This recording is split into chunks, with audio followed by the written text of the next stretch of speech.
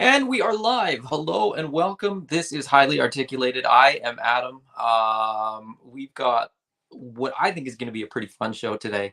And joining me today, we've got Austin and Greg. What's going on, guys? Austin, how's things? Oh, fantastic. Came back from a comic book convention from yesterday. That was fun. Mm-hmm. Get anything interesting or cool? Yeah, I got I a know the few answer, things. but Here, actually, I got two right by me. I'll grab them real quick. In terms of figures, the cool one I got is the Storm Collectibles Tekken King figure. mm-hmm. This Nice. guy, I wasn't going to get into Tekken, but King is such a cool look. Luchador cheetah guy. It's awesome. Fantastic figure, as is expected from Storm. But Mm-hmm. the other cool one, I got this figure from Mike at Collectibles. But I met John Gallagher, who did concept art for Darth Revan in Knights of the Old Republic, back when it was first released in, I want to say 2004, maybe 2003. But I brought him the figure, and I got him to sign it for me. Oh, cool. So That's yeah, cool. that was a happy nerd moment I had. That's Revan's one of those characters where, like I think the original Black Series version is worth a ton now, right? And they released the archive version fairly recently, but it's one of those it's one of those odd characters where not popular enough maybe to be bought in the numbers that would normally be bought, but then on the aftermarket, people are like, "Wait, I want that now." Like Yeah. I've now heard of this character or heard of this figure and I need it. Greg, what's going on with you, buddy? Not too much. Just chilling on a Sunday and working on some custom pieces. In the stream last night, I showed that giant garbage truck from Toys R Us. That's like 1/12 scale. So dull coated it yesterday, and then I'm just doing the details today, like turning the gray plastic into chrome and all that stuff before I start to weather it and break it down. And the thing is so big, it's practically a background. So it's huge. So I tried to put it actually in the photo booth against the building background. I'm like, why even have the building there? You can't even see. That's huge. So yeah, just kind of chilling on a Sunday doing that kind of thing. And any pickups? Anything of note? The dump truck. Yeah. Well, we were talking last night on another video about the Alithia figures. Yeah. So that's pretty much what you got this week. Yeah.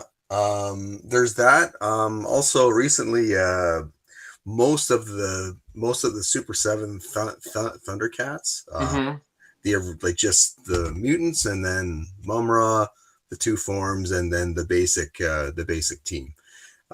So I picked them up because they were kind of starting to go for better prices on Amazon, like $50. Oh wow. And yeah, I wasn't planning it. I was just going to get Lino and Mumra or whatever.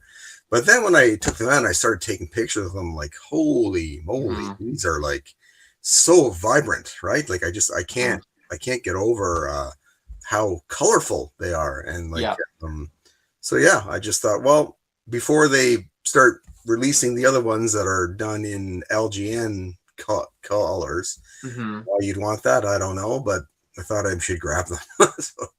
You know what? Honestly, of those figures, I only have the Lino and the Mumra, the Ever Living, like the big one, and I'm happy with that. That was all that I kept of the vintage line. Yeah. But because I kept those two from the vintage line, I was like, oh, do I need the colorways that match the toys, or do I hold on to the ones that I got that are the colorways that match the cartoon more accurately? I don't know. I have what I have, and I hope that I don't go any deeper down that rabbit hole. Yeah. As we'll get into it today, we're going to talk about, inspired by Hasbro releasing starting lineup. We're going to talk about our top 5 starting lineup of figure lines that we are sort of actively collecting and sort of enjoying the most. And we're going to kick it off though with two honorable mentions or two bench lines, if you will. Greg, let's start with you. What are your two honorable mentions? What are your two kind of rookies off the bench that they look good, but you're not necessarily going to put them on the starting lineup? Well, probably, and it doesn't have anything to do with sort of how much I like them. It's more just that for photos, they're harder to basically work with. And so, well, yeah, you'll see. So one is an old favorite, Lego. Nice. So I mean, if you saw this room, like this room's got probably close to 1 million pieces of Lego in it, sorted, color, type, all this kind of stuff. And that was my main hobby for like 20 years before I got into photography. But Crazy Bricks is doing, you see me get the mouse guard. They're doing the mouse guard, which I picked up a while back, and they're really well done. And for photos, they are super fun. So there's that. And then probably the other one is would be Joy Toy. Hammer. And these are specifically the Warhammer, or do you get the other stuff as well from Joy Toy? Yeah. I mean, I've got some of the like the 118 figures, like modern military. I've got one of the mechs. I've got 2 of the 125 mechs. And again, they're all great. And these are fantastic. And I've got like, set of 4 of these, set of 4 of the Chaos Marines. But the thing is with those guys, when it comes to photos, they look amazing, but there's only so much you can do with them because they're pretty much made to like look like badasses standing in a post-apocalyptic setting, right? You can only take so many shots of those, right? And then you're kind of like, you've kind of gone down that road. Now I repainted that Lightyear, Buzz Lightyear thing into a drop ship. Yeah. So that added a little bit of spice to it. But, unless you really dive deep in this and you start getting like, the big brute mechs and, the Invictor mechs and all the different variants. Yeah, but that's an expensive hole to go down. So I'm good with this. Austin, what are your two alternates? So first one I have down for an alternate is Masters of the Universe Masterverse. Yeah. I got into that line from buying a big lot from a guy from the Cabal. Just thought, okay, yeah, like Masters, never really collected Masters stuff though, so I figured let's give it a try. It was a good deal. They're really good for Mattel. Like they have pinless joints, and all of them have pinless joints, so that's pretty impressive for a figure you can just find at Walmart. But other big things is they're easy to find. It's like Toys R Us has them, Walmart has them. You can find them just about anywhere. I've walked into Winners and HomeSense and have found them. And on the same line of that, they go on sale a whole lot. Doesn't seem to be a super popular line. At least at my Walmart, the shelves are typically full, and it's one of the few lines that's just full. Yep. So finding them is pretty easy, and so they go on sale quite a bit. And only minor complaints is like lack of paint. I mean, like some of the other toy lines, even the cheaper ones, do have some paint on them. As far as I can tell, Masterverse is almost exclusively just molded plastic. So, kind of makes them look a little cheap. Yeah. But the other thing is some of their deluxe figures, you can only get as deluxe figures. So like Triclops, for example, you're spending $50 on for a robe, which I'm happy about the robe, but whatever.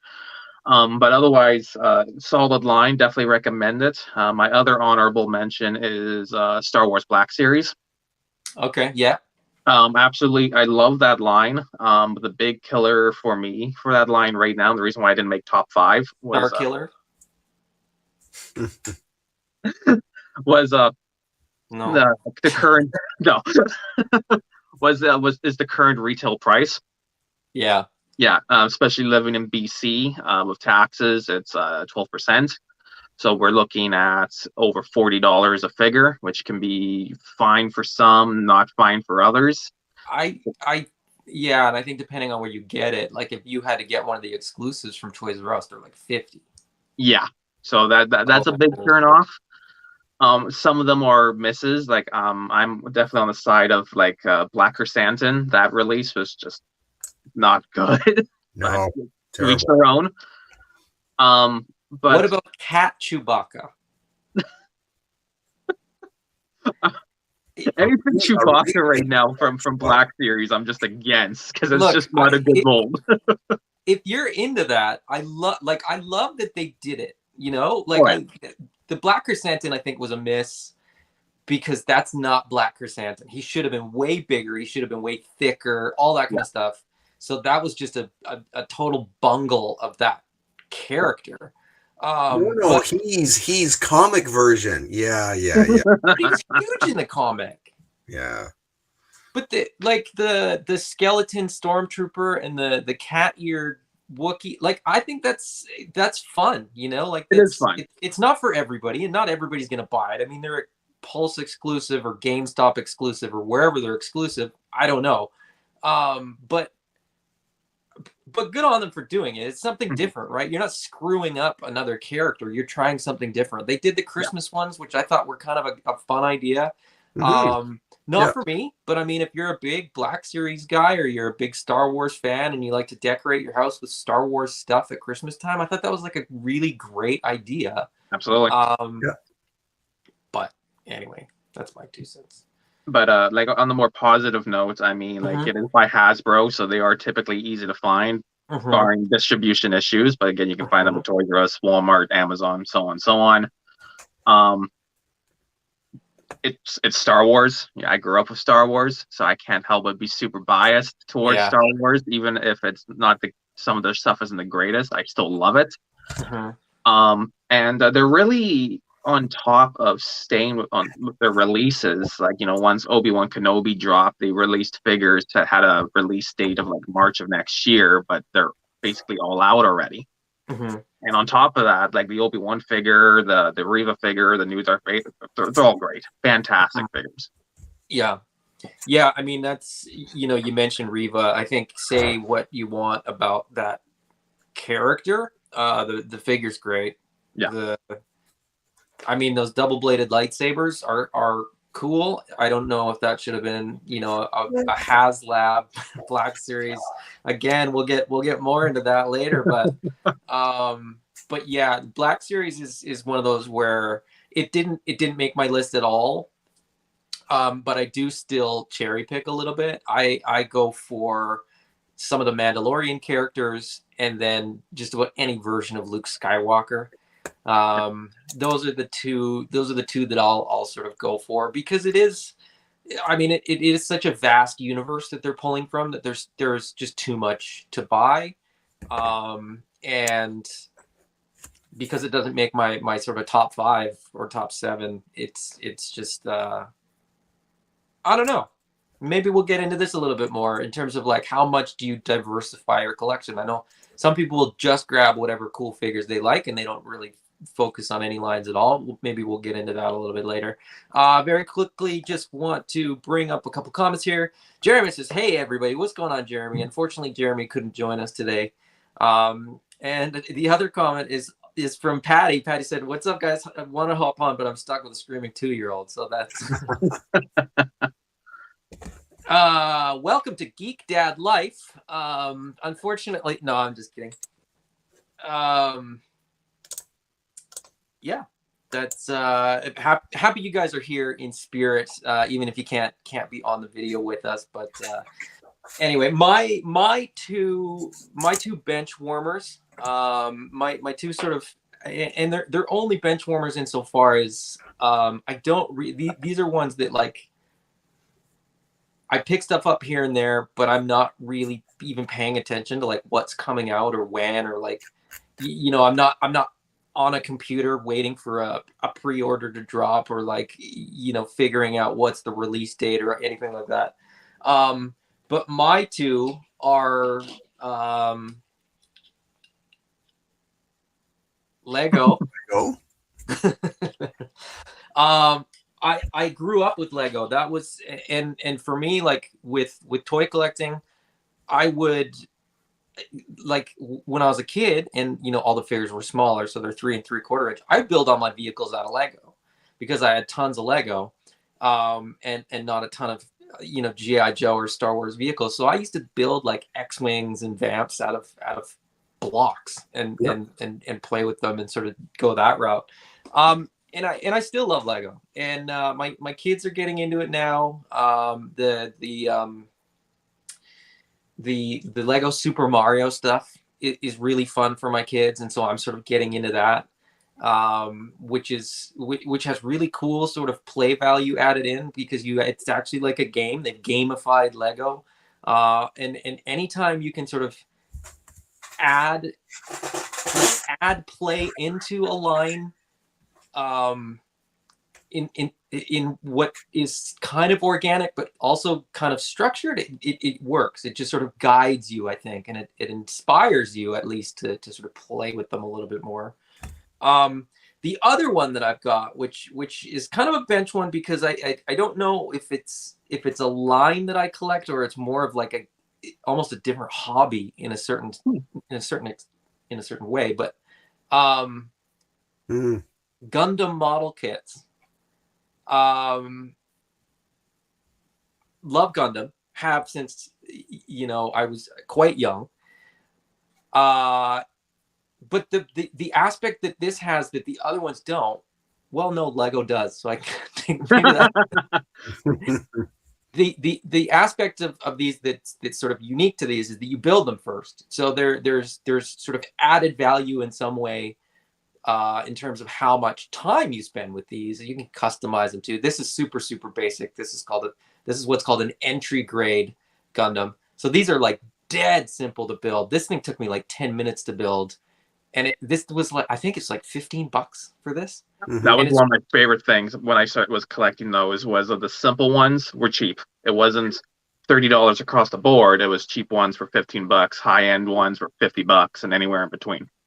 And the articulation is phenomenal. Like these are little action figures, and you can get the inexpensive ones are $50. You can get ones that are like $100. I've got a mix. With these, I primarily get like Gundam Wing, high grade and master grade, and then it's kind of like Black Series.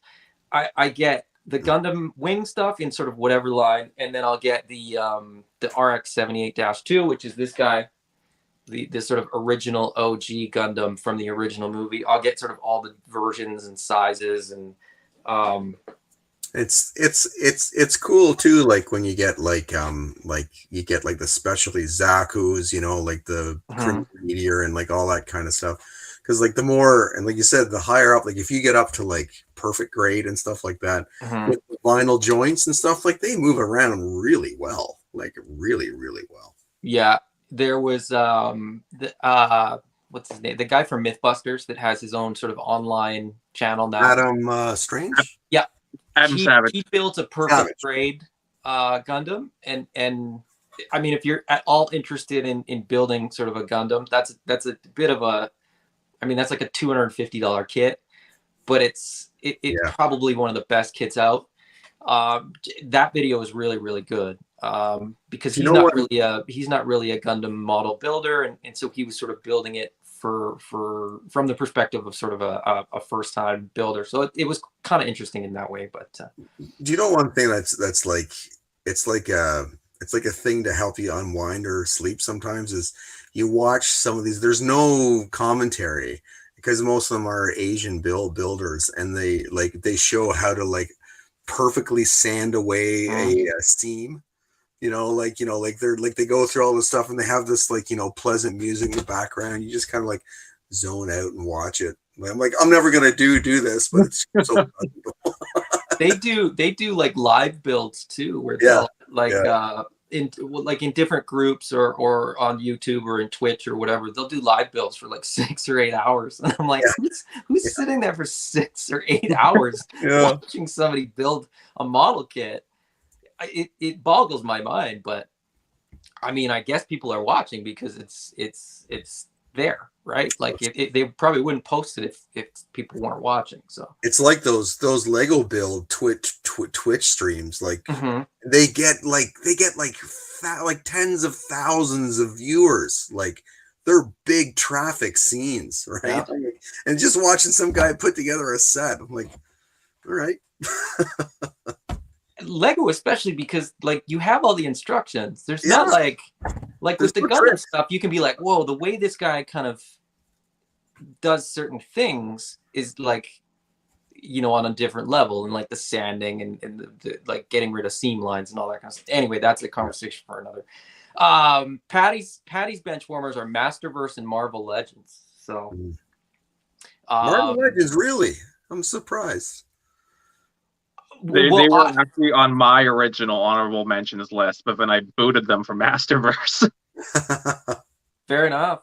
I think Patty has a ton of Legends. I think he's just at the point where he feels like he has kind of all the Marvel Legends that he needs. He was saying that last night. Yeah, true. Yeah. Jeremy said, did somebody say add play value? Yes, I did. And spoiler alert, that may come up again later on. Patty said, callback WWE Elite AEW figures if there's someone in need. Revelation. I need Blob. So he's not out of the game. Yeah. There's still characters that he wants, and we'll get into Marvel Legends a little bit more in a minute, because it may appear on somebody's list. Greg, who's your first starter? Who's your number 5 in your top 5? Coming in number 5 is actually would be Marvel Legends, and this is Marvel Legends, but it's like he's got like custom. Oh wow! It's basically an old man Logan turned into a Ronin kind of thing. But basically them, but then it's also for the most part with Marvel Legends, it's like the retro stuff, the comic accurate. And again, because they're like, you know, they're good figs, especially now. Like I never collected what was the previous manufacturer? Toy Biz? Yeah. I never got them. I thought that they looked a little strange in a lot of ways. But really in the past few years, it's been Marvel Legends for them. But with all these lines, like everything, like from the 2 you just talked about to the next 5 we're going to, I cherry pick everything. There is nothing which I'm completist. Just because I don't have the cash for it, and there's nothing that warrants it. Joe is close, but yeah, there's nothing that does the whole thing. Austin, your number 5? I think this one will surprise people. I can't imagine this line made to a lot of people's lists, but for me, it's actually Mcfarland DC Multiverse. Right. You know, I thought it might come up because that's, you know, I'm more of a Marvel guy, so I'm always gonna lean more towards like the Legends. But if you're a DC guy, I mean, McFarlane's your brand, and I mean, they're pumping out a ton of figures. They were so close to making my backup, like so close.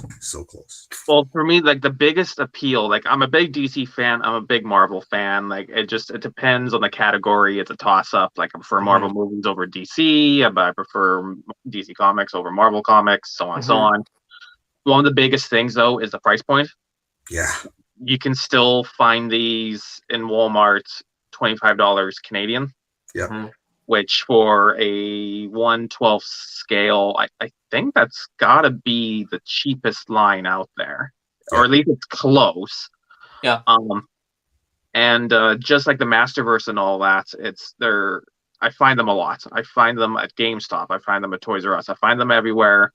They go on sale a lot. I have a shelf full of DC Multiverse. There's very few there I've paid full price for. Yeah. So just to think that they're $25 figures already, and I got them discounted, staggering. Like some of them were like $15. So that's them. The earlier stuff was not great. I don't think it was awful by any means, but some of them had like weird joints, weird face sculpts. The stuff that McFarlane's pumping out now is great, especially now that it seems they're listening more to like interchangeable hands. I think every character should have fists. Yeah. You know, they're superheroes. Yeah. They're starting to include that more and more, which is awesome. But you know, there's still downsides. Like right now, Warner Brothers is anti-gun. Yeah. So you got characters like the one I just showed, Red Hood, who doesn't come with guns. These are actually from the Spawn weapon pack, which was Todd's clever way to get around that. But even then, he made it exclusive to his website. Yeah. Yeah, I looked at Grifter, and Yeah. because I was a huge Wildcats fan. Yeah. But it wasn't quite the right Grifter, and he comes with like a sword and a knife, and I was like, wait, am I remembering him wrong? I remember him with a long coat and guns, and he had neither of those, and I was like, yeah, no, I can't swing it. And to see, like, I bought them because I have a friend in the States who was able to nab me some of those weapons packs. So I have a whole bunch left over. So all my Red Hoods have guns. My Grifter has guns. And so I'm happy there, but it is frustrating if I had to do a whole separate order just to get accessories. But I mean, there's nothing they can do about that. That's a Warner Brothers thing. That's not a McFarlane thing. Yeah. Do you know what's really hilarious? And because I was telling my wife about this too, about the whole ban on guns. I'm like, there's a ban on guns, but look with this movie Riddler, he comes with a carpet tucking tool that he murdered someone with. Yep. Right. I'm like, how dark and terrible is that? Right. It is a little odd without getting too into it. I mean, like, you know, they just give the figures knives instead, which I'm like, okay, that's still violent, but whatever. Yeah, it's you know, murder and death. It doesn't matter what the implement is. Like, it's odd, but Sorry, other quick complaint about McFarlane is, which everyone has, is, you know, it's Batman, and more Batman, even though it's the DC Multiverse line. Typically, I actually don't mind that because I look at that and go, oh, sweet, a figure I don't have to get. But a lot of people complain about that, and it is a bit of a weak point for the line. Batman's huge. I mean, Batman's still the biggest selling comic book. I mean, it's not by accident that they're putting out all those figures. You know what I mean? Like, if you're somebody that's sort of buying a lot of figures in that line, it's Spider-Man or Wolverine in Legends, right? Like every X-Men wave has a Wolverine, and every Spider-Man wave has like 3 Spider-Mans, not just one, you know. And it's not just like, oh, we'll do this one we've never done. It's like, here's the 4th version of the exact same thing that you've already bought 3 times. It's also with McFarlane though, like last year. Actually, from the stuff I picked up, the most accurate, like human, like accurate figure to real life representation was McFarlane out of everything I got. And that is, and it's a weird choice, but it's literally perfect. And it's Bruce Wayne Drifter from the movie. When you put on the helmet and put him on the bike, like he literally looks like a real person. It's perfect. Like it's flawless, and I'm shocked that number one, they could do it that anyone can do it that well, and that they can do it that well for a $25 fig and a $30 more. Mm-hmm. So yeah, just it does. I mean, the price points that McFarlane's putting things out at, it does raise questions about some other brands, which we'll certainly get into, I'm sure. Excuse me, but but there are, you know, there are factors involved in that, and I'm sure we'll get into it anyway. We'll leave it at that for now. My number 5, and this I kind of, it was on the bench, it was on the floor, it was on the bench, it was on the floor. It was sort of like, you know, game time decision. It's still Marvel Legends. Marvel Legends is the line that got me back into like action figures and actual toys. Lego and the Gundam models I got into before, and I had been into for some time. It wasn't Nightcrawler, but he was one of the first. The first one that I actually got, because he was at Toys R Us every time I was buying Lego, was the Marvel Legends Archangel Deluxe figure with the big silver wings. I would look at it every time I was in there, and I was like, man, these are really cool figures. These are good representations of characters that I love and kind of grew up with.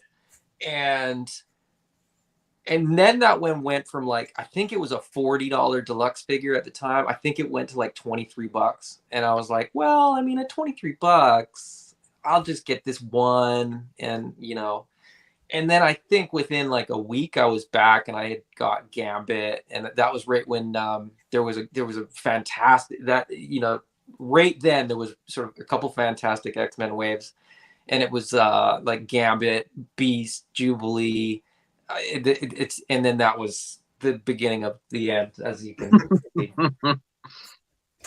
But the reason that it's not higher on my list is because I'm a little bit like Patty. Like I'm at the point where there's not a lot of characters that I still want. There's not a lot of figures that I would still buy. I was talking about a couple of the things that I would still like to see. I would still like to see like the yellow suit X-Men. When they sort of had that thing where they're like, we're all going to have the same suit. So they were more like a team, and Jim Lee era. So they all looked fantastic.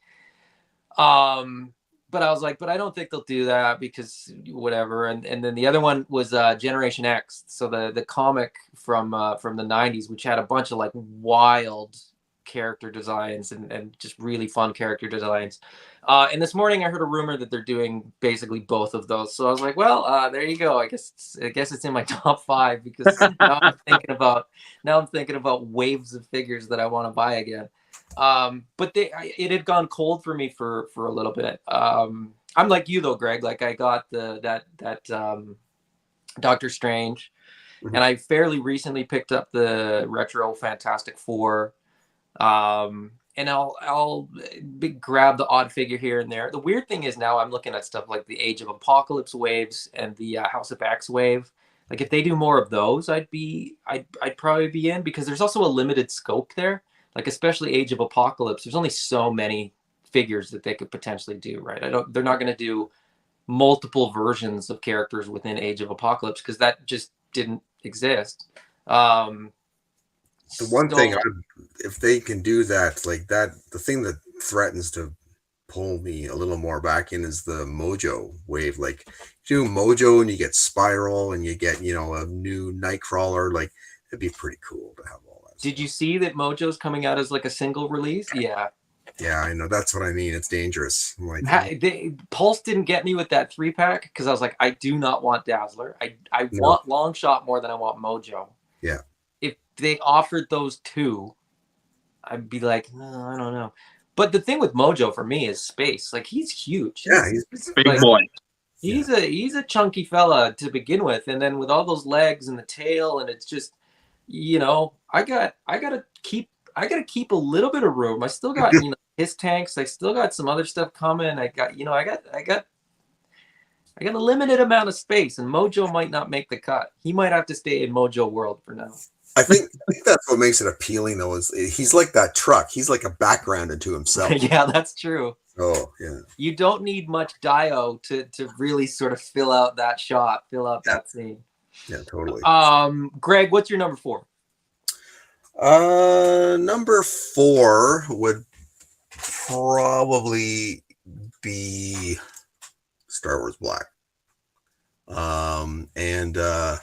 You know, all the stuff that Austin was saying is absolutely true about the pricing on some of them, like the Boba Fett, like the not the Tatooine one, but the other one. You know, just all the Boba Fetts get that price. They're throwing, you know, a little bit extra paint, a little bit extra stuff, and, you know, just putting the price up to like $50 or whatever. It's just, it hurts. But again, there's such a rich visual history there that like I find that whenever you're sort of like doing photography, you're always sort of going back and forth between coming up with something completely novel, like, you know, you're, you know, mixing up 2 lines, or, you know, you're doing like a what if kind of thing, right? Yeah. But and or you're depicting something that people go, that's like from whatever.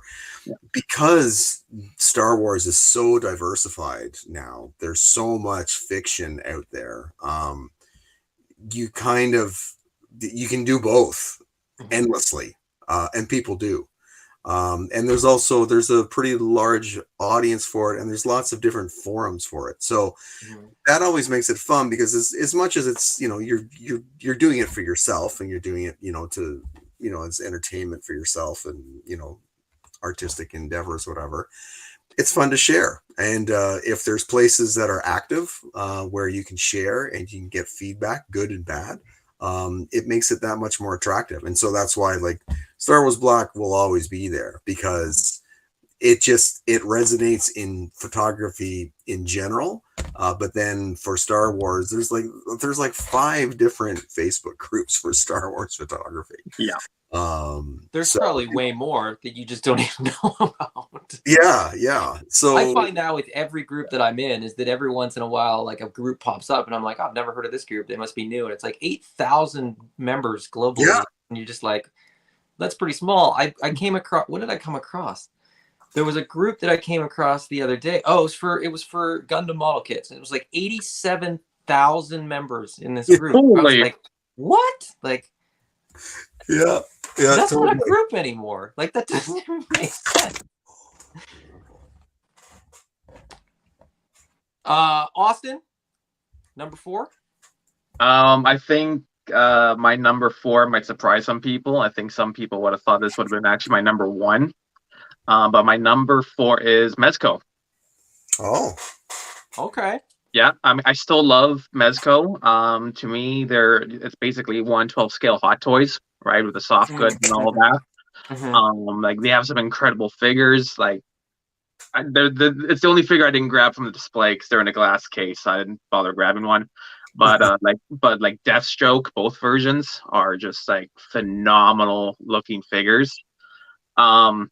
But the reason why they're a little lower on my list as opposed to number 1 is because, well, right now it's the same thing everyone's complaining about: delay. There's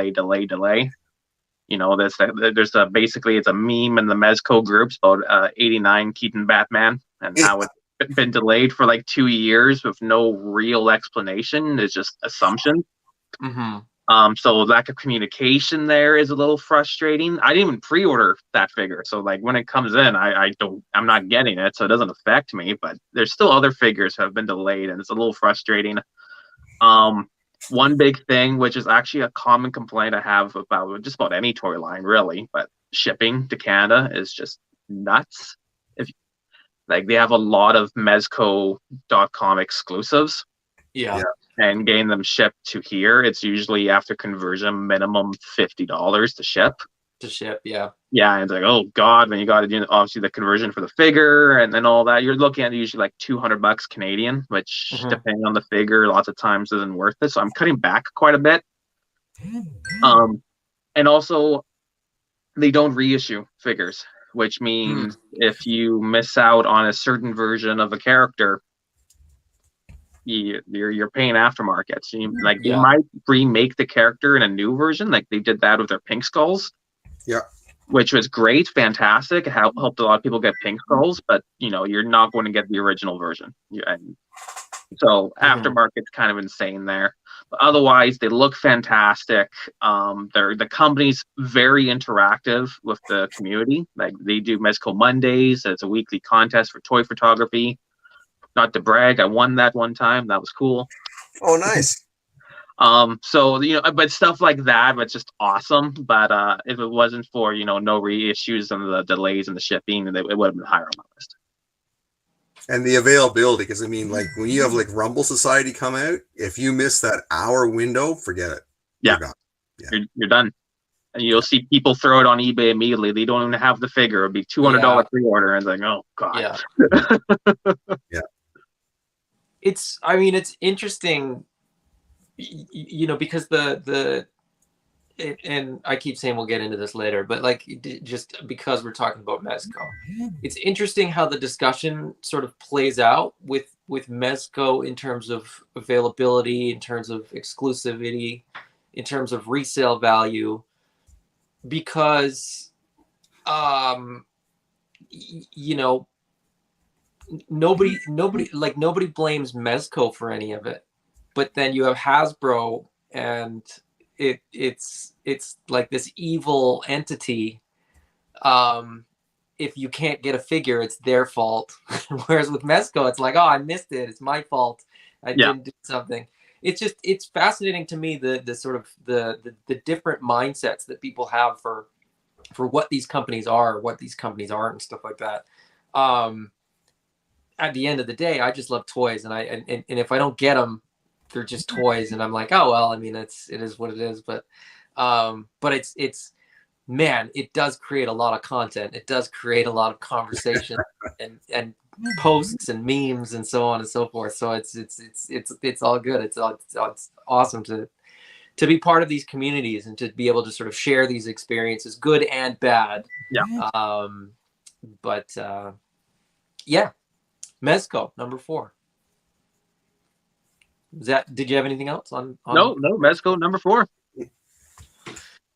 My number 4 is also a smaller lot. Well, is it? I don't know. My number 4 is SH Figuarts. Figuarts? I don't know. I've always pronounced it as Figuarts, but whether or not that's right, who knows? I found out recently what it stands for, and I completely forgot because it was sort of not something that I really needed to know in the real world. So I just completely forgot what it was. But it was it made perfect sense from the perspective of like how Japanese people like to condense down multiple words into weird words like figuarts. But anyway, regardless, they make fantastic figures. Specifically, the Dragon Ball figures and Dragon Ball, Dragon Ball Z, Dragon Ball Super, Dragon Ball GT, the movie, whatever. I'm here for most of them, not all of them. But the figures are great. The articulation is fantastic. The amount of stuff that you get with them. So I just pulled Trunks. Trunks comes with 2 heads, I think 5 faces, 4 sets of hands, I think. So he's got these sort of holding hands. He's got fist hands. He's got sort of open palm hands, and then he's got sort of like a martial arts set of hands. And then most characters that have like sort of specific things that they do, like Goku has the instant transmission where he sort of holds his fingers to his forehead. Like the Goku figures that are sort of from that era or later come with that hand specifically. So you can sort of recreate every scene that you've ever seen in Dragon Ball. And on top of that, one of the really good things is that they actually kind of do reissue figures. So they do redecos, or they do things like what they call event exclusive color, or whatever. So there's always opportunities to get old figures. Actually, I think this is the exclusive color, or what I can't remember what they call Premium it. color. Is that the one I told you? Yeah. Okay. So this is the premium color of Trunks, but there's like the original Trunks, and then there's like armored Trunks. There's like every version of Trunks that's, well, no, there isn't, which is I'm waiting for a couple of the versions to come out. But yeah, most figures get represented, and if they haven't, they sort of will. And they're just a ton of fun. I think that's probably what I love most about them. Oh, and they do so there's his alternate head, which is the Super Saiyan head. But they do really clever things. Like he comes with his sword in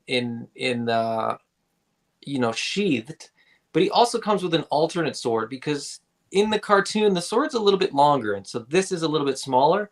This comes out, but it's just a little shorty. So that when you have the full sword in his hand, he doesn't have anything in there. So it's practical, right? Yeah. It makes up for anime magic. Exactly. All of the weird stuff that doesn't make sense, they can do by just adding more accessories to the packaging. So Yeah, great figures. The only drawback is probably pricing and availability for those, but there's sort of ways around it, and they're not crazy expensive. And the weird thing is, in the context of 2022, that's now true, and it wasn't 2 years ago. Part of the thing with something like SH Figure Arts or Mafex, Mythic Legions, Action Force, like some of these boutique brands, some of these brands that are arguably a more premium product, right? When they're priced at $40 plus, they used to be more expensive. As brands like, Black Series, Marvel Legends, and Classified creep up to that price point, and the price points for the two start coming closer and closer together, I think that really benefits the brands that are sort of holding their price at 40, 50, 60 bucks, because the value in those is much more apparent now when you're comparing, Hasbro's $40 figure to SH Figure Arts $50 figure. Like, yeah, that's a $50 figure. But the articulation, and you get, multiple faces, multiple fists. There's just so much stuff going on there. Yep. Yeah. More bang for your buck. You're spending more, but you're just getting more joy out of the dollars you spent. Yeah, exactly. Yeah. Yeah, I mean, in some ways I don't. I also sometimes disagree with that, because for me, one thing that was sort of instilled in me as a kid, and I still sort of hold true to this dogma, is that anything is worth what somebody is willing to pay for it. And if you have a muscle car made out of plastic, and you're going to say it's worth $350, or you're going to say we're selling it for $350, I'm going to say thanks, but no thanks. Because it's not worth that to me. So the value of that is not $350. The price is $350, but to me, that's not the value of it. I still see, like in the classified line, I still see value at the current price point. Mm-hmm. For a multitude of reasons, which I will probably get into pretty soon. On that note, Greg, what's your number 3? Well, actually, I'm gonna have to blow through my 3, 2, 1. Let's do it. Yeah. So basically, 3, 2, 1 is going to be number 3 will be classified, and 3 and 2 to me, they're actually tied, but okay. I got in some order, so it's going to be classified and Mythic Legions, which I oddly don't have one right here. They're behind me. So those two, for very different reasons, they just scratch so many itches. Like the quality is there, like you mentioned, the value is there. And the thing that I like about the both of them is that their communities, our small community, and another Joe community too, the GI Joe Elite is a lot. It's a nice place. It's a lot. You're right. Yeah, it's a lot. But I mean, like, Ruben's a nice guy, and he tries to keep a good group, I think. But our group for Joe is great. I love our group. And then for Mythic Legions, I love, the Cabal has always been great. It's what basically souls me on Facebook private groups, because that was one of the first ones I joined, and so good. And Walter's just top-notch guy, and our group is awesome. I love our group. So when you combine that and then the photography, it's just so much fun. And one that may be a little bit surprising for most, because I don't take a lot of pictures of them, but it's Transformers. Wow. There's I did not see that one coming. Yeah, and you probably, most people, again, they wouldn't. But this is the only thing that I collect primarily just because it makes me happy. All the rest of the stuff, it does make me happy, but photography drives almost all my purchase choices. This is the only line where I buy this because I bring it home, I put it on the shelf, and it makes me smile. And that's because I grew up with these, and most people will have some nostalgic line, which maybe they had it help them through a tough time or whatever. It reminds them of good times, whatever. That's both for me with that line. And now since War for Cybertron, or War for Cybertron, yeah, yep. Since Siege and Earthrise and all stuff, and they're doing stuff that looks like the cartoon, but they're updated designs. They're excellent. Like they're so good. They're what we wanted for like 35 years. And so yeah, that's like, I have to say, like it's my top line just because it's unique in that respect. And so yeah, that's kind of where it's gone. It's funny that you mentioned like the Netflix series. Because the Netflix series is what sort of got me. Like, I was never a big Transformers guy. I had a couple, and I still have a G1 incomplete G1 Optimus Prime. But other than that, I didn't really keep anything or have anything from my childhood.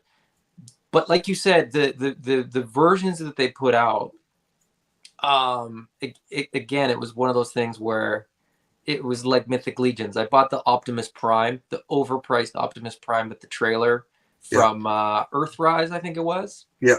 And then I was like, well, I got him. Maybe I'll try to get a Bumblebee. And then I was like, well, maybe I should get Cliff Jumper and Ironhide. And well, I'm getting all these good guys. I'll get a Megatron. I'll get a Starscream. I have a whole shelf of them.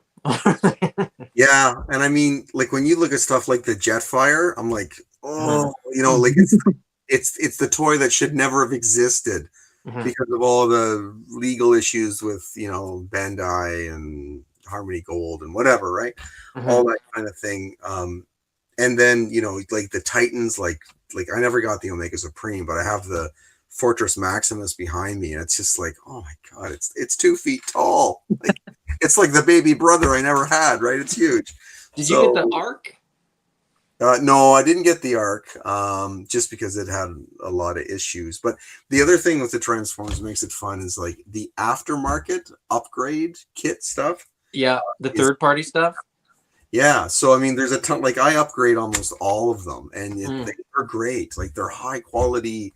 Whether it's guns or missiles or add-ons or gap fillers. The Dinobots, the 3 of them that are now, they're the ones we always wanted. They're huge. Like it's just so much fun. Like it's a slice of childhood that you can enjoy, right? Transformers is great. It's one of those things where it's sort of a different, it's an action figure, but it's also a robot and it transforms. So there's sort of another aspect there. My 6-year-old always makes me transform them because she's not quite there yet. But that's a tap that I've switched off, because now that I sort of got all those Netflix versions, like I don't need the movie ones or the Legacy collection. Like I don't need the weird repaint that was like a 1987 Japanese only. Like I'm just not that deep into it. If I don't know their name, I'm not gonna get the character. But for me, it's like season 1, season 2 of the show and the movie, and like that's because that's what I grew up with, right? So. And I grew up with Beast Wars, so once Kingdom came out and they released all the Beast Wars figures, I've only started collecting them, but that's how I've been able to really nitpick. Is I'll just grab the Beast Wars figures. Yeah. And again, it tickles that nostalgia for me. Like, I remember watching that when I was in kindergarten. I loved Beast Wars. I still do. Yeah. And some of those designs, like I was never like, I think I watched the cartoon somewhat, but yeah, the designs are amazing. Like that T-Rex Megatron, it's crazy. Like it looks cool. Perfect. Yeah, it looks amazing. So in both forms, it looks amazing. Yeah, it's really, really good. Like I love the T-Rex head is his hand in robot form. It's menacing. It's awesome. Yeah. It's really, really cool. So anyway, I've got to run, but thank you, gents. Absolutely, Greg. Thanks, buddy. Until next time, I guess. Yeah, and it's if this keeps up this way, that won't be long. All right. See you guys. Bye, Yeah. Greg. All right, Austin, what's your number 3? My number 3, this one's probably no surprise, even though it's recent, and that is Storm Collectibles. Yeah. I was gonna say, before you say it, I feel like I know maybe where your top 3 are gonna be, but I just don't know the order. So Specifically the Mortal Kombat stuff. That's the stuff I have fallen in love with. All blame, and I don't say credit, I say blame. All blame goes to Eddie and Kelly. They have been a bad influence, just especially seeing Eddie's photos constantly. I'm always like, God, this looks so cool. And I've had some Storm collectibles, like the Golden Axe stuff. I've been all over Golden Axe. It's a game I used to play as a kid, so I got that stuff. From Kelly, I got the Injustice Bane figure, so it's Bane based off the Injustice game, and that's incredible. And Yeah. But then, as of late, I've been a sucker for the Mortal Kombat stuff. I went from no Mortal Kombat figures to a shelf full very quickly. And and part of that is just lack of self-control, but the other part is just they are incredible figures, and I feel I can justify the price just from a photography perspective and quality perspective. There's just so much you can do with them. I think I've mentioned this before, but in terms of photography with Mortal Kombat and any fighting game really is you can put them in any setting, where you can have outdoor, whatever, you can have city, ruins, sci-fi, even. You can do anything with Mortal Kombat, so that's a lot of fun there. Things that what this line does, which I love, is their convention exclusives are strictly recolors. I know lots of companies do that, but you get the odd company that'll be like, this main character is a San Diego Comic-Con exclusive, and you sit there and go, why would you do that? That's horrible. But then, with Storm Collectibles, they'll go, oh yeah, Zangief, instead of red tights, he'll be in his green tights. That's our New York Comic Con exclusive. And you go, oh, okay. I don't need that. That's great. And so with Mortal Kombat for a long time, they did bloody versions. There'd be blood splatter on them. That would be their convention exclusives. Same thing. Great. I don't have to get that.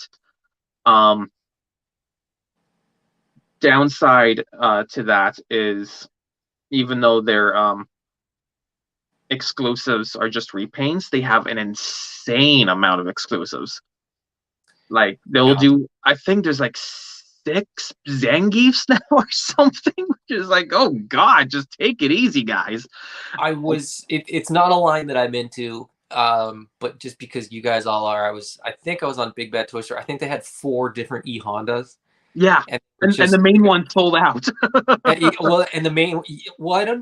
felt like the main one wasn't even on there. Like it was probably the first version. They probably did like a pretty accurate to the game first version. But then the other ones were like, oh no, he has a green sort of skirt with blue on his face or something. Yeah. And I was like, okay, it looks right, but there's something off. And I actually had to, because I'm not a big video game guy and because I'm not a Storm Collectibles guy, I had to look up, okay, like, what is he supposed to look at? I was like, oh yeah, blue and white for this sort of skirt and red for the face. Yeah. But there was a couple, like there's one that has red on the face, but a different colored sort of skirt thing. And then there was one that had a different colored face, but like blue skirt thing.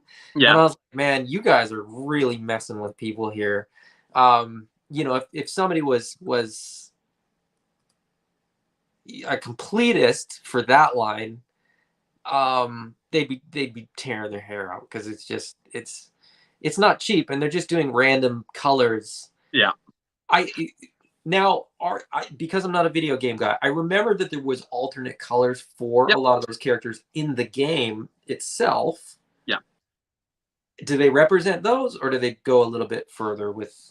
As far as I know, they represent those. So most of the time, it's a player 1, player 2 skin. So like in the old school, since we're talking about Zangief, Street Fighter, if both people are playing Street Fighter, player 1 would be the red outfit, player 2 would be the green outfits. Yeah. And then as the games got kept going, instead of just going player 1, player 2, they just have it so when you select your character, you could just choose which color you want. That's why, like, because Honda, what they did is based off Street Fighter V, which is why there's so many different colors besides just player 1, player 2. Mm-hmm. So like, but the thing again, like that's just an insane amount of Hondas. But at the same time, as someone who isn't a completionist of Storm Collectibles, fine by me. I can own one of these Hondas and I'll be happy. One other complaint, well, sorry, two big complaints I have about the line is they advertise it as 1/12 scale. It's not 1/12 scale. I'm sure you've heard it before. Like people put the figures side by side. Did you hear? I got Reptile right in front of me now. Mcfarland, which I mentioned earlier, is also not 1/12 scale. It's like 7 inches, and somehow Reptile still ends up being a little taller. Well, I think the confusion is that people look at 6-inch scaled figures as though they're 1/12. Like somehow along the way that's gotten lost in a like, and it's weird because like even a company that's making multiple 6-inch scaled lines, Black Series is not the same size as Marvel Legends or Classified. That's true. Yeah, like they don't really scale correctly together, which is like from sort of a kit bashing and customizing perspective, I resent that Hasbro can't get like a male neck ball peg and a female neck ball peg. Like, why can't we just swap the dang heads? Why do I need to use blue tack or a Dremel to like get these things to work together? Like, yeah, in the same line, like not all the G.I. Joe classified figures have the same ball peg, which is infuriating. Yeah, it's very strange. Because it seems like something that somebody could just set a setting on and be like, no, the ball peg is this size, because the arms all plug in, the legs all plug on, like the ball pegs for the legs are all the same size. Why can't the ball peg for the head be the same size? It doesn't make any logical sense to me. But I digress. That's so but I think like Storm is probably closer to a 1/12 scale. It probably is. So like maybe I was wrong to say like like it's not a 1/12 scale, but it's not the same scale as other things that claim are 1/12. They are. It's not like, oh, they're a little bigger, no big deal. It's like, no, they're noticeably bigger. They're like a whole head and a bit bigger. So mixing lines for like photography, unless you want to do forced perspective, can be a little frustrating. But it's not the end of the world. But the other big thing, and this is recent, the other big one was in the States, maybe in North America at this point. From here on out, they're going to be exclusive to Big Bad Toy Store. Yeah. Which, don't get me wrong, I love Big Bad Toy Store. I still order from them lots of the time. But the fact of the matter is, they're expensive on there. It's a new figure will be anywhere between $80 to $90 American. Exclusives will be more expensive, and the shipping, which is nowadays typically $25 American-ish, around there, and more valuable the figure, the better chance you're going to get hit with a duty fee. So suddenly you're looking at even more money there. And so out of all the lines I've mentioned so far, with the exception of maybe Mezco, I think Storm Collectibles is the most expensive line I collect right now. And it's not even just because the figures themselves are expensive. It's because of all these added fees that are just making them expensive. Yeah,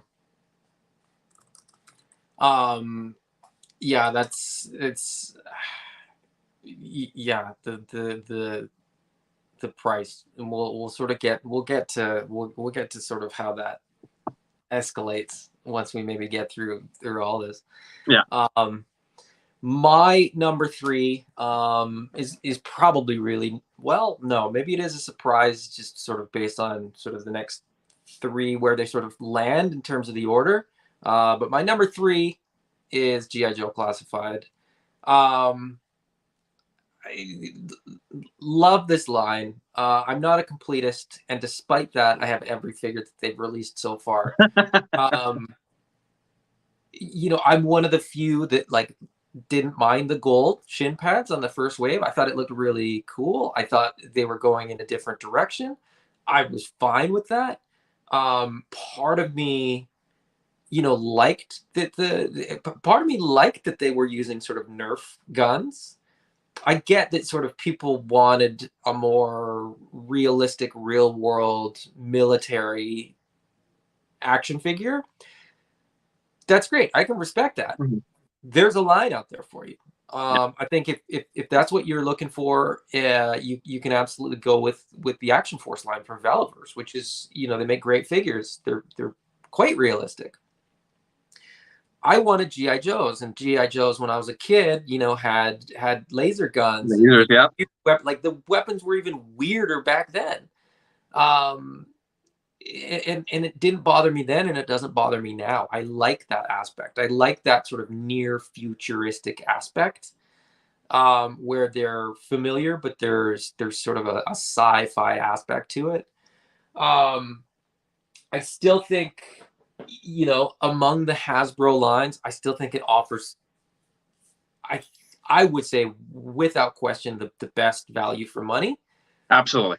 In terms of what you get in accessories, in terms of what you get for unique items with each figure. Like everybody has something that's unique. Marvel Legends, sometimes you get a figure that has no accessories whatsoever, and it's literally the exact same figure as another one that came out 6 months or a year prior, and it's a different head sculpt, and it's sort of like, what's the selling feature here? Like, sell me on this. Give me some hands. Give me an extra head. Whatever, right? G.I. Joe comes with, a bunch of weapons, different web gear, belts. I know there's a lot of reuse. I know that they reuse molds. They do it in a really good way to me. Absolutely. Where most of the time, like, I'm actually fascinated by how they reuse some of the stuff. And every once in a while, a figure is... like, I appreciate a figure more when I find out which other figure the parts came from, kind of thing. Yeah. A good example of that is that Barbecue was effectively a Destro figure with a completely new vest and head and a couple other things. I didn't even know that. Somebody had to point it out to me. Like, I had two Destro figures. I had the regular Destro figure from the first wave, the Prophet Director Destro, which is just an alternate deco of the same figure. And then Barbecue had the same, the same legs, the same boots, and stuff like that. I didn't see it. I just didn't even, because it was a Cobra figure and a GI Joe figure. I had no idea. The Viper is the same torso as Flint, I think. Like they reuse a lot of things, but they do it in such a way where you don't really notice it. Mm-hmm. I think they're doing a great job with that line. Like I said, I've sort of said from the start, I'm not intending to buy everything, but I haven't missed anything either. Yeah, it's like the line didn't make it to my top, and honestly, the only reason why Star Wars beat it was because I was more of a Star Wars fan. That was the only reason. In terms of actual figures, I think GI Joe classified are better. And I'm not super into the line right now, but there's even I got these in the other day. The new Amazon exclusive Blue Ninjas, because I got these from Amazon.com, and I think for the 2-pack shipped was like 70 something. So they ended up being less than $40 a figure, which is actually a little better than retail up here nowadays. Yep. And seeing and just to show off this figure a bit, I don't want to turn this into a review, but he's storing everything, and it comes with an alternate head and everything. And I'm pretty sure, with the exception of maybe the head, I think this one was a complete repaint. I think it's just the Red Ninja. And in the pack you get the two, and the other one is a repaint of Akiko with two new heads and new feet. And then all their weapons are reused from a couple different figures, but some of them get better paint than the original ones. Like that one you just showed has silver blades for the swords. Those swords just came in black before, so I'm actually Mine's in transit. It was supposed to be here on Friday, but it got delayed. So No. but yeah, the blades I think are probably going to end up, with my Snake Eyes or something, just because the painted blades just look really, really good. But yeah, I mean, that's the other thing, right? Is like, even though people might go, "Oh, it's just a repaint of a figure we already got," but it's like, but they still found ways to make it better. mm-hmm. And like, we're going to get another Snake Eye soon, and I'm honestly excited for it, because I'm sitting here going, how are they going to make it better? Because so far that's all they've been doing. They've been making the figures better. And my opinion on repaints and reuse is they can put out as many as they want. It may be like I'm looking at the first figure that I'm very likely going to pass on is Duke with the Tiger Force Ram. Yeah. For a number of reasons. Primarily, I just don't care for that repaint of the Ram. Fair enough. If somebody ends up sort of army building the Rams, I may be able to pick up the figure for pretty cheap. I'd be happy to have Tiger Force Duke. I just don't love that Ram. I have enough Rams. I don't need more Rams, let alone one that I don't really like the deco of. I thought they should have done. I thought they should have done a repaint of the coil. People didn't like the coil, and I think maybe that's why they didn't. But to me, Tiger Force was always sort of repaints of Cobra vehicles. Yeah. And I was really, really looking forward to them repainting the coil. But that's just me. That's personal preference. And there's people out there that I know that are like really, really excited for that Tiger Force Ram, which is, like I said, like perfectly fine. It's not to my taste, but if you like it, get down with your bad self, because it looks cool. It's just it doesn't strike me. I don't need it on my shelf. So yeah. Number two. Number two, probably not really surprising, but Mythic Legions. Legions. It's got to be my number two, and it's funny because I don't even think they're they're not the best figures I collect. I think they are paint-wise. Paint-wise, they are I think the top figures that I collect. Yeah. Where most things are molded. Well, I mean, actually, I grabbed a good example here. Was Zazar, like, the black here? It's all painted. Yeah. That's all blue is painted. The blue is painted. You can see shading. It's darker underneath the neck than it is on the chest. Like, I don't think enough people quite appreciate that the whole figure is painted. Like, if you pop the arms or pop the head off or pop the torso, pop it wherever you want, and look at the inside. So that's the color of that piece. Yeah. Like, that torso is like white or beige or gray or whatever color that sort of is. And then it gets painted completely. Like, that amount of paint is unbelievable. We've all sort of mentioned Black Series and mentioned some of the deluxe figures, and the argument is, well, they have more paint apps. And I'm like, yeah, but Mythic Legions are painted tip to tail. Like, the whole figure has paint on it. It's not about like how many hits. The whole thing is painted. Yeah. So how does that really? Like, you talk about value add for some of these lines, some of these independent lines. They're doing stuff that nobody else is doing. Mythic Legions with their full paint, great sculpts, like fantastic sculpts. You already got some of your Alithia figures. We were talking about those last night on the show, and everybody just absolutely like loving that line with the new parts and stuff like that. Yeah, it's incredible. Like, as soon as I got Lord Bardrick, it was like, okay, going outside, taking a photo, because I was that excited and that impressed with that figure. They're just they're just phenomenal figures. I mean, it's it should come as no surprise then that my number two is also Mythic Legions. Fair enough. For all the same reasons that you've just mentioned, and that I've just sort of seconded.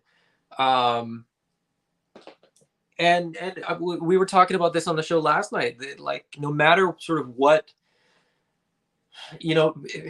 fantasy as a genre has a pretty broad spectrum from sort of medieval knights and sort of less magical to the full-on magical, and everything in between.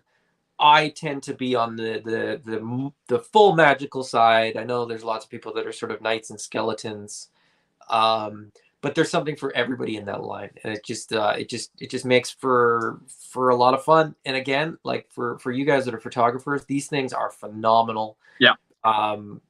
Because they're painted, because you don't get weird spots where like, oh, this part's shiny and this part's matte, unless they've painted it that way. You know, you don't get an upper arm that's sort of incongruent with the lower arm. Like they always they make sense. They're just done correctly. So yeah, because I mean, like, there's not a lot of negatives with the like. I mean, you can complain about the articulation. It's just like, you know, there's no ab crunch or anything, but it's like there's enough there, but you can still do a lot of cool stuff.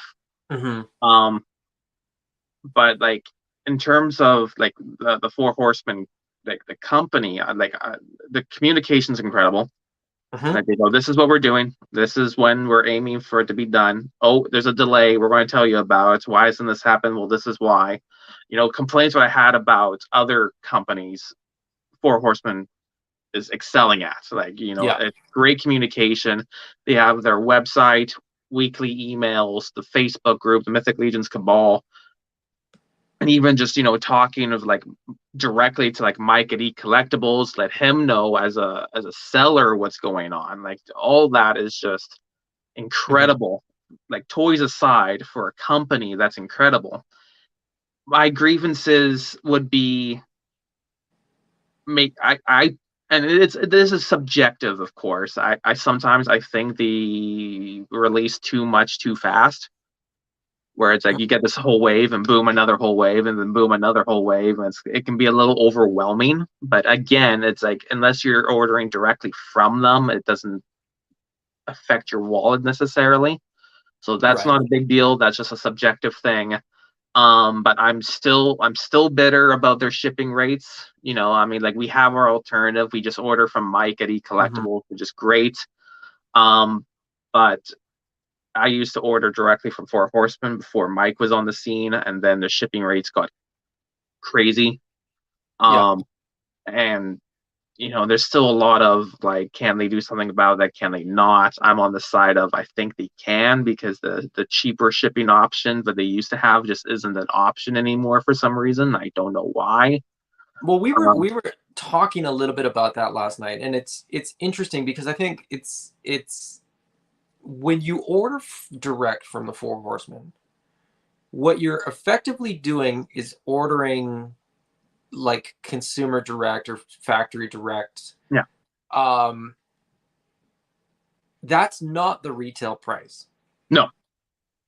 So the overwhelming narrative that sort of the cabal and sort of the collectors and Four Horsemen is sort of participating in is that that's the price and that everybody else charges more. But the reality is the retail price, the manufacturer's suggested retail price, so in some ways like the real world price, is what Mike at Collectibles charges, or what Big Bad Toy Store charges in the States, or you know, any of the other you know, approved retailers charge. That's the sort of Four Horsemen suggested retail price. Yeah. So in a weird way, it's like it's kind of unfair to compare like the Four Horsemen's price to the other prices. Sure. But that's just how they've sort of set it up. I to me that's weird. To me it's weird that they sort of undercut.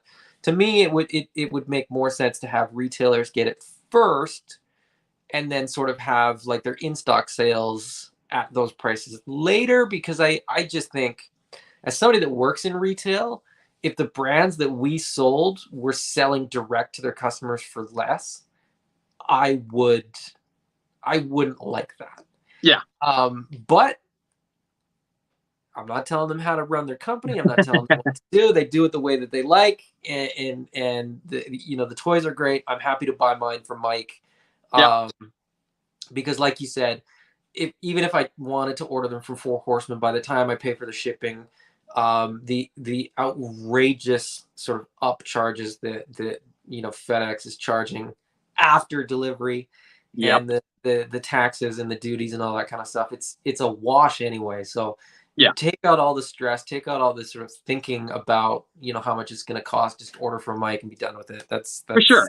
And that's why like they're still my number 2 on my list here, simply because like if you could only order it through them and you have to deal with all that, I would have been like up in arms. I hate this line, blah blah blah blah. But it's like we have our alternative. We can still get them for a good price. We can get them for retail. Yeah, as you're saying, and we can skip the shipping headache. So like that's awesome, and it's glad that again as a company they communicate with their sellers, right? Mike is he's on their website, right? He is a registered Mythic Legion seller or whatever they call it, and it's just I think Four Horsemen is great for doing stuff and that kind of stuff. It's awesome. That brings us to our top picks. Top picks. I'm not sure that I don't think I know what your top pick is going to be. Well, it's funny. I don't think I know what yours is either, because I knew it was going to be either Mythic Legions or G.I. Joe, but clearly I was wrong, because I don't know what your number 1 is either. Go ahead. What's your number 1? What's your top my line? number 1. What is the line that sort of excites you the most, that you're most, eager, frothing at the mouth to get the new figure, to get the pre-order in, get the exclusive? And this is definitely going to be a surprise to some people, but once I kind of explain, it'll make sense. But that is Mafex. Oh, you know what? There was a short list, and that was on it. I was actually thinking about that when I was thinking about people's lists. I thought that might be on your list. Yeah. And I totally forgot about it until you mentioned it just now. But go ahead. Tell me what about that brand, that line, puts them at the top for you. So, number 1 thing, and every toy company at least what I collect does this, and they're the only ones that don't. It's surprising, and that there's no exclusives. There's no convention exclusives. There's no store exclusives. Nothing. It's just all the stores forget the Mafex products. All get the same stuff. So there's a lot of headache gone right there. They reissue a lot. Right? There are some figures that go for a lot of money, and the one I just lifted it's a reissue. That's the Gambit. That's the Mafex Gambit figure, which was going for over $200 American. On a side note, the figure is incredible. I recommend it to anyone. But and then I think this is the fastest Mafex has ever reissued a figure. I think the figure hasn't even been out for a year. Oh, really? Yeah, maybe it's been out for a year at this point, but but they reissued it quickly, because it's like it's, to me, that tells me they pay attention, and they kind of go, this is worth. People are selling this for a lot, and so we're going to reissue it. Now, I don't know that brand well enough to know the answer, so this really is sort of like I have Spider-Man on pre-order. Actually, I don't even think it's pre-order, because I ordered it from Japan. It's just waiting for me to release the shipment. And I don't even know which version I got. It was there to order, and everybody raves about that specific figure. So so I added that, and somebody said, "Oh, but it's too bad he doesn't come with the unmasked head." And I was like, I guess I'd probably never use the unmasked head, so I didn't care. When they reissue, do they change color? Do they change accessories? Do you get more or less, or is it straight like, hey, this is, because they're numbered, right? So did they just re-release the same number? 2 things typically change when they do a reissue. So they reissue an older figure. Like one of the oldest figures they just reissued was Boba Fett, both of them, Return of the Jedi and Empire Strikes Back. The biggest difference is for the newer figures, they include these little see, I don't know if you can, probably can't even tell here, but the hands come with these little clear plastic peg holders. So like the hole on the hand doesn't shrink. I know it's really hard to tell, but maybe you can see Yeah, it. I can. I'll It's take your clear word for it. plastic, so. But all the reissues have those now. So where the hands used to be individual, but now they're paired up with these little clear pegs in them. So they'll always be the same size as the wrist. So that's really cool. Okay. But sometimes they do change the color. Sometimes the paint app is just better. You know, maybe the shading's nicer or whatever. Spider-Man, the infamous number 75 Mafex Spider-Man, that reissue was a different paint job. They made the blue metallic. Just kind of weird, but I mean, Yeah, and I liked it. And I think that's what it was, is that there's like, because I think there's now 3 versions of the Spider-Man. I think there's the first one that they came out, which is that one. Yeah. Then they did the cell shaded one. Yeah. And then they did the classic one, and I ordered the classic one because I actually thought the color was, I like the color more. Yeah. Because it's more like, it doesn't have the metallic. It's sort of as far as I know, I don't have it, so I really don't know. It seemed to be like a brighter, more vibrant blue and red, and so that to me was a really iconic look. So that's the one that I went with. But like I said, I didn't even realize that there was like an unmasked alternate head with the 75. Yeah. Yeah. It's okay. I mean, it looks like a Peter Parker, I suppose, but I mean, I'm never going to pose it with the Peter Parker head either. So, and there's also the fact in that version you're talking about, the classic, they took off the head, like they removed it. It's not included, but it's also cheaper now. So that's awesome. Yeah, I think it was like it was $5 or $10 cheaper. Nothing substantial, but that's sweet. Yeah.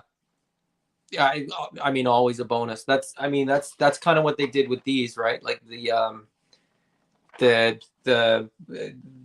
movie versions of the Dragon Ball figures. They took some of the accessories out and sort of reused the molds from other older figures, and the price and made them a price point figure.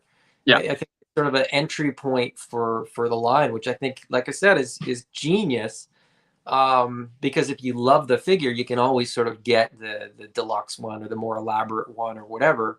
But you'll have a figure in hand to sort of have as a reference point in a lot of ways, right? Like in a lot of ways, I think whether it's Mythic Legions, whether it's Mafex, whether it's SH Figure Arts, you can't appreciate how they move, how they pose, what they can do compared to, say, a Marvel Legends, until you have both of them in hand and you really get a feel for, the articulation schemes and the engineering and stuff like that.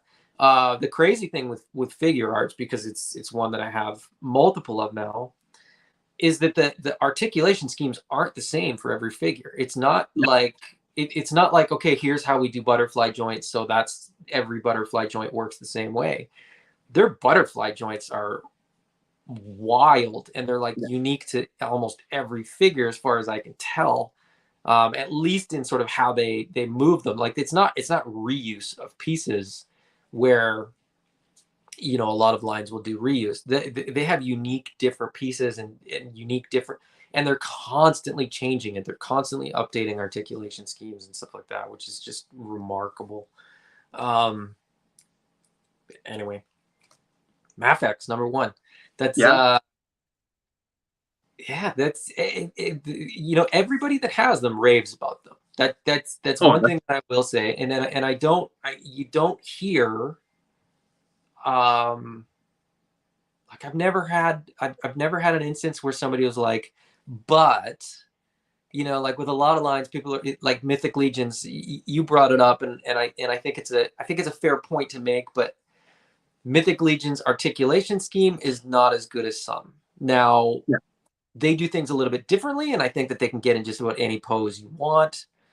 with a few exceptions. But if you're creative, you can usually sort of work around it because they have some articulation points that are a little bit different. Anyway, we already talked about them. We'll move on. But Mafex, I haven't heard anybody say really anything about them that they were like, here's the one thing that's sort of the drawback. Yeah, like if you want drawbacks, like I mean, their older figures are riddled with quality control. But I mean, you can say that about a lot of companies. The early figures aren't great.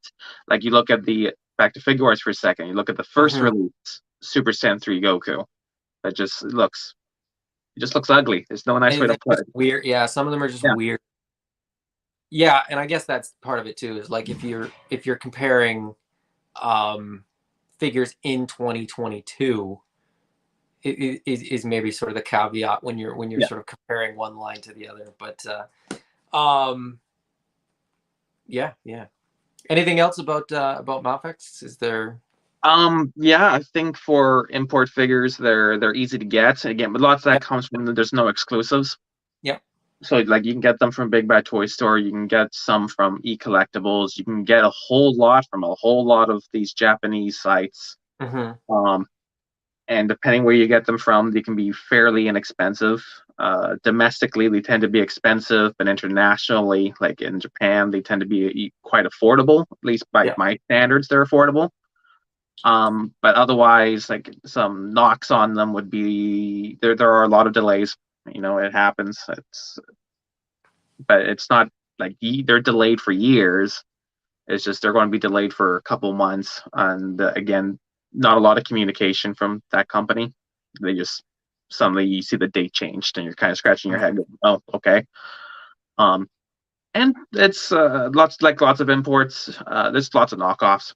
So sometimes if you're buying on eBay and something's too good to be true, lots of times it is. Yeah, I mean, generally speaking, I think that should be a rule that people apply in their lives. Yeah. Yeah, and to me, like the delay thing, the communication thing, I think there's a lot of that with a lot of companies, especially in the last couple of years, just because certain things are sort of out of the company's control. And sometimes communications, like maybe they don't know the answer. Like maybe there's a delay because of a factory thing or because of a shipping thing, and they don't really know about it until it happens in a way, right? Like everything's on schedule till it's not, and then they're playing catch up. Maybe they don't have the answer, and so they don't sort of say anything until they have more information. I don't know. I typically give any company, whether it's a small company, a big company, whatever, I typically give them the benefit of the doubt, and I generally separate, the company from the product.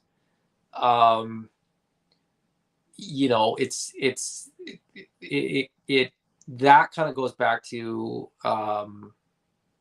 when I was younger and spent a lot of time with a lot of artists and musicians. And the whole idea of you have to separate the art from the artist, like people can put out really great music and be shitty humans. Yeah. And fantastic people can make terrible music. You don't have to sort of take them as part and parcel. Art is the same way, right?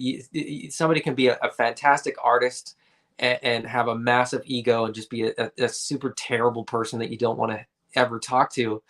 And some artists are really great to talk to, and you look at their art and you're just like, yeah, man, it's derivative and boring and so on. So for me, I base all my decisions on product. And if I pre-order something and then it's sort of out of sight, out of mind, I don't care how long I have to wait. And maybe that's partly because I'm pretty calculated with how I buy and what I buy and when I buy. I prefer to actually pay for things up front, which might put me in a minority as well. I like to pay for something when I feel like I can afford it, rather than you know, get an email saying like, hey, we're about to charge your card for a few $100, and I'm like, Yeah. ooh, yikes. Because you never know when all those emails are going to steamroll you. That's my argument for it. But you know, everybody's different, to each their own. You know, collect how you like to collect, and buy what you love. Okay, so we're at my number one. Yeah. Any guesses? I can't fathom. Like I said, for me, it would have been like if Mythic Legions or GI Joe wasn't said already, I would have said one of those easy. So this is admittedly, this one's a little bit of a knuckleball in some respects.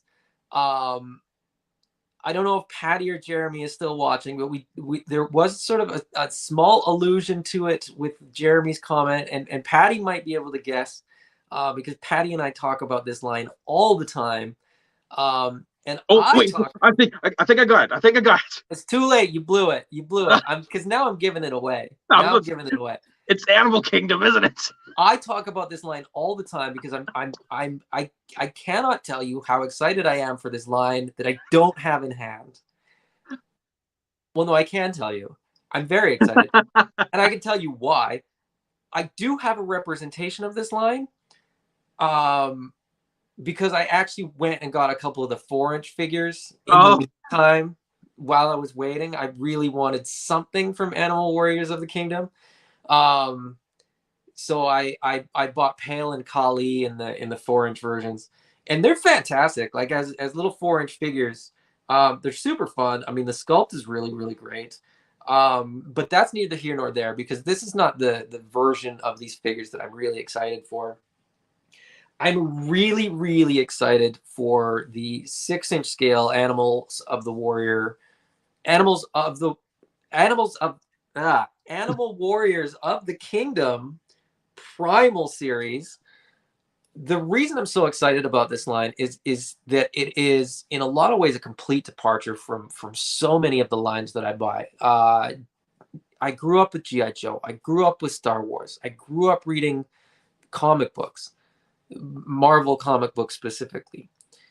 Mythic Legions, I'm sort of thinking of characters and looking at figures as though they're like Lord of the Rings characters or Redwall characters or whatever.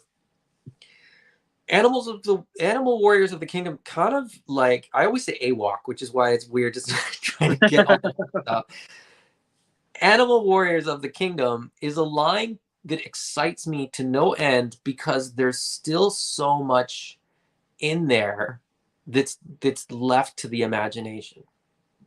So it kind of has something that the other lines don't. And we've got a couple issues of the comic book, and the comic book is fantastic. And I have so many questions about the lore. I want to know more about, you know, like a whole bunch of stuff was touched on in issue 1 that it kind of got left in issue 1, and then we moved the story along to issue 2, and I like just so much stuff going on in my head.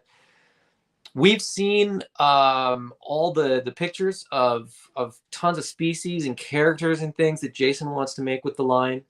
They have tons of plans. He talks too about things like mounts or play sets or whatever, like you know, who knows what may come of this line. I love anthropomorphized animal characters, so this is just like right up my alley. Oddly, when the Kickstarter came out, initially I was looking at it and they were, you know, $30 bucks, $35 US on a Kickstarter. And at the time, Legends and Classified and stuff like that was still, you know, 30 bucks Canadian, and Toys R Us was still doing pretty regular sales where you could get them for like 25 a piece. So the jump there was big. Yeah. But as we've talked about, as all those lines kind of crept up $1 or $2 or $3, or, you know, the exclusives were 40 bucks. I was like, okay, maybe I should be looking at some of these lines that I kind of wasn't. And that was that was right near the top of the list. Mythic Legions and Animal Warriors were sort of the two lines that I had seen, that I had followed the Kickstarters, that I didn't know anybody that was sort of like, I wasn't involved in enough sort of communities to have discussions about like, hey, what do you think of this kind of thing? And that's all changed. And so, you know, situations changed, got into Mythic Legions. This sort of popped up again. Started talking to a couple people that were like, yeah, man, I'm getting a few of those, or I'm all in. The fact that Jeremy and Authority Figure is doing a tabletop game where you can use the figures as game pieces, you know, like we talked about earlier about, you know, the Lego Super Mario and how it's sort of gamified, you know, the physical objects that you're buying to build the Lego anyway. The Primal Battles game will effectively create, you know, a motivation, if you will, to actually physically play with your toys, which is to me just genius. Like, I think, you know, we've always, at least as long as I can remember, there's always been sort of representations of the toys that we love in cartoon form, comic book form, video game form, or whatever. Being able to take your toys and play with them in a sort of a game format, amazing. I'm so excited for this. And like I said, you know, the figures look amazing. This one breaks like all the rules. This has like no nostalgic thing. This is a situation where like the guys behind the company are fantastic, and so I want to, like, I'm not separating art and artist in this case. I love the art and I love the artists. Like, the great dudes putting out great product. Yeah. I'm so excited for this line. Well, it's funny, like you mentioned the game thing, and that's actually like one of the biggest things that got me into toy photography. Was I got bored of buying toys and just putting them on the shelf. So toy photography was like an excuse to like play with them, right? You know, you pull them up, you can do all this other stuff. Yeah. So, but you know, not everyone that collects does toy photography, obviously. I mean, it seems like there's now more than there ever was, but I'd still say the amount of photographers to collectors is still a minority. It's still definitely a minority. So there's still a lot of collectors who just buy and put stuff on their shelf. So just the fact that they came up with an idea to include everyone to actually pick up their toys and play with them, it's just it's smart. Yeah, and it's fun. I mean, I compliment those guys all the time for what a clever move it is, because. Yeah, I mean, we all played with our toys as kids, but I think, yeah, you know, as adult collectors, a lot of us sort of put the figures on the shelf and leave them there effectively. I think I think there's a thing within a lot of us, maybe all of us adult collectors, where every time we sort of get the new one and open it, we have to sort of keep that going. We're never satisfied. You know what I mean? Like, that's why Marvel can sell Spider-Man after Spider-Man after Spider-Man, is because that feeling of getting the new Spider-Man, that feeling doesn't change. Even if you resent now the previous 37 Spider-Mans that you bought, you still want that next one because it's better, because it's new, because the articulation scheme has changed, because it's pinless, because it's you know, the deco changed. Oh, this is the blue from issue whatever, or the you know, the chest or the web is the different pattern or whatever, right? Like the Mcfarland style head. There's like no end. There's no end to how many like variants they can do effectively, right? Because they change one thing and put it up for pre-order and people go nuts. Yeah. good and bad. When I say nuts, I mean both. They're excited and they're enraged. I was gonna say lots of rage there too. Well, yeah. But yeah, it just it's fascinating to me, and with this line, it's fresh, it's new, it's something different. But on that note too, I mean the game that they're doing for Animal Warriors is specific to Animal Warriors, but Jeremy is doing a game that will basically be a framework where you get to pick the pieces. So you could pick Optimus Prime, Snake Eyes, and Zazar against Skeletor. I'm just looking on my shelf. Cobra Commander and like a Gundam. You pick your teams, you pick your battles, you pick all that stuff, and then you sort of give them attributes and stuff like that, and away you go. Which I think is, I mean, look, I got all these game pieces that I've been collecting for years, and now finally I sort of will get a game that I can sort of utilize them with. So I'm looking forward to Animal Warriors, but I'm also looking forward to Jeremy's game, which can't come out soon enough. But the release date's coming up. I mean, Jason's saying that he should be getting the shipment of the first wave in October. And then the second wave right after it. So I should have them. I should have them before Christmas. Is what I'm telling myself.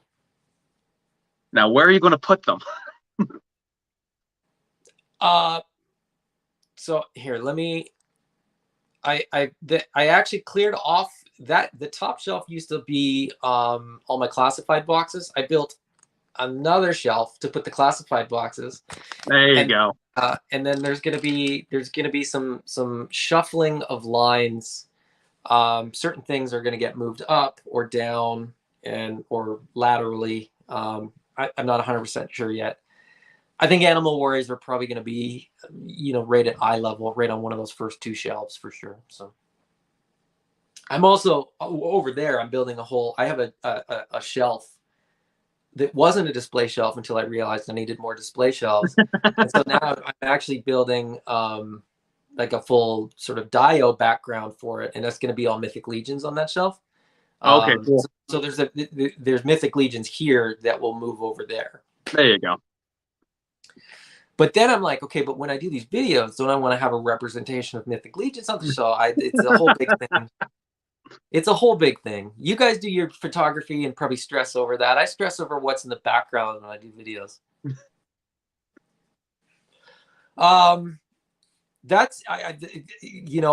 I'm surprised by your number one. I was surprised by Greg's number one.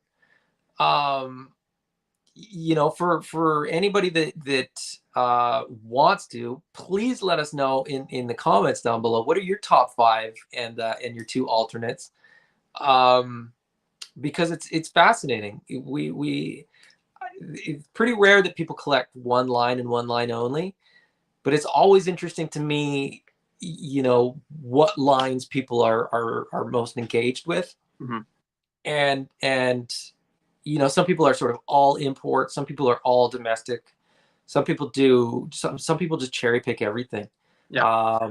Which I'm a little bit jealous of those people where they have kind of like two of everything, because you probably have way more shelf space if you're a little bit pickier. To me, it seems like those people are more able to say no. Yeah, I definitely don't have that attribute. I have a hard time. I have the Mortal Kombat figures here to prove that. Oh, man. Speaking of stuff that we can't say no to, what do you think we might see for PulseCon? Is there anything that you're sort of hoping to see for PulseCon? Well, they announced that they're making more Knights of the Old Republic figures for Black Series. Oh, okay. This was, I can't remember when they announced it. Some other convention they announced it at. They announced Darth Malik and Bastila Shan. Mm-hmm. So even though they're already announced, I would love to see renders. Yeah. Yeah, I mean, thinking of your list, I guess maybe PulseCon means less to you than some other people. Yeah, I mean, might yeah, be more. Hasbro's not in my top 5, so. Yeah, there like some of the rumors that I heard about Legends. I would like to see some of those.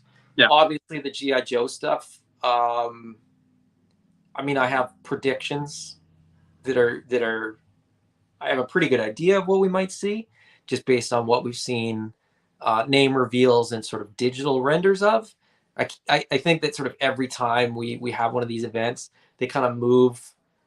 They move the names to the digitals, and they move the digitals to the physicals, and then the physicals to like pre-orders kind of thing. Like it seems to be a pretty natural progression.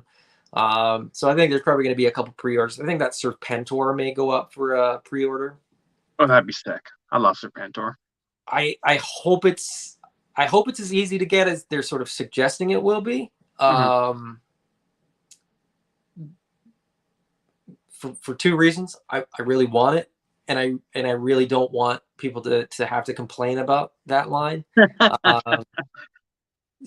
So both are sort of self-serving reasons, but yeah, I'm curious. With the fact that they did this HasLab a couple weeks out from PulseCon, I'm very curious to see if there's another HasLab that gets announced. I don't think that there will necessarily. I just think that last PulseCon they announced 3, I think. Like I think they did Rancor, the Sky Striker, and the Proton Pack all at PulseCon last year, if I'm not mistaken. And I could be, because I'm not a professional and I didn't even bother to look it up. But I'm pretty sure, because I knew that they were all I knew that all 3 were running concurrently. But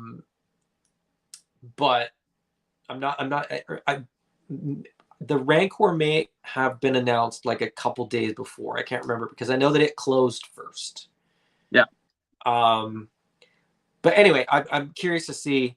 They've had a couple failed HasLabs. This Ghost Rider Engine of Vengeance is, I think, looking okay. I mean, by the numbers, it didn't hit the early bird right away, but there's still like a month left. Like the thing goes till Halloween. It goes till October 31st, which I think is why they did it a ways out. I think they needed the amount of days that they wanted to do the backing. They sort of worked back from Halloween because it's Ghost Rider. Yeah, makes sense. So I think that's why we got it early and not at PulseCon. Like I said, I don't think it's worth the asking price. But I'm not a Ghost Rider fan. And if people are Ghost Rider fans and they see the value in it, I don't see why people are sort of shouting at the people that want to buy it, and trying to change their minds. Yeah. The reality is we don't need any of this stuff. So none of it is good value. It's all just perceived value anyway. But yeah, I'm excited for PulseCon. I'm also excited for New York Comic Con was this weekend, I think, wasn't it? It might be the weekend coming up. Is it next weekend? I can't remember. I think it's next weekend. The same as PulseCon. Yeah, I mean, there's, from the other lines that I'm into, like the import lines tend to do reveal. Like I think Figure Arts is doing some reveals at New York Comic Con over very shortly, sort of after, sort of right in or around there. Gundam's done some reveals, I think. Like I said, I don't know. I don't follow that. I just, when the kits show up, I'm like, oh, cool. I want this one. But yeah, I mean, there's just tons of cool stuff. Yeah. What else are you excited for? What are you looking forward to? What's coming up in the next little bit? Well, with We'll like close on this because we're just at about 2 hours. So. yeah, for sure. Like you said, New York Comic Con is coming up, so lots of probably a handful of reveals there.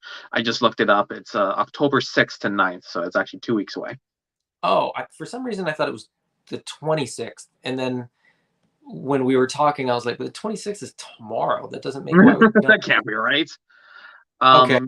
But with that, since I'm super high on, the Storm Collectibles Mortal Kombat figures, I'm hoping they'll show off some more stuff. Yeah. Or at the very least, release dates, because they've showed off a lot of stuff in the past year or so. So excited to see what happens there. Also excited to see what exclusives there might be. Again, it's funny, I was just harping on exclusives, but I'll buy them if they're good.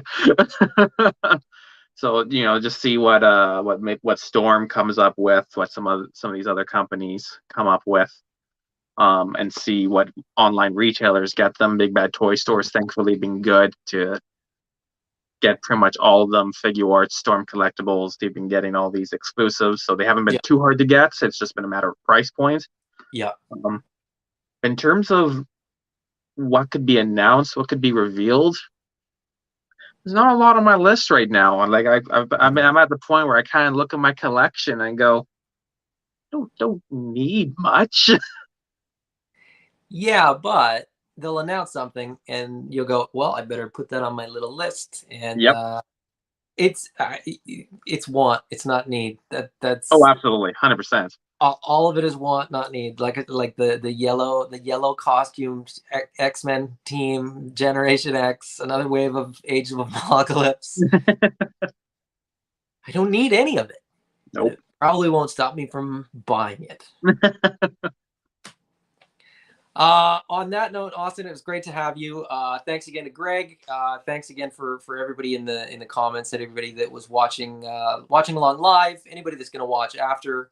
If you enjoyed the video, please hit the like button and hit the subscribe, hit the notifications too, because I try to sort of post out that I'm doing videos, but it doesn't always get to everybody. I do try to schedule these a little bit early, so I think the notification will tell you. And if you didn't like this, hit the dislike button and leave a nasty, snarky comment down below, because that works too. It's good or bad. There's no, what is it? What's the expression? There's no bad press, or there's no, what is it? What's the,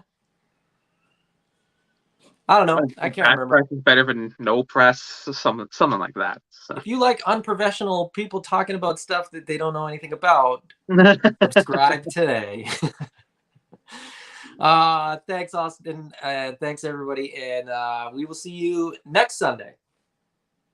Bye, everyone.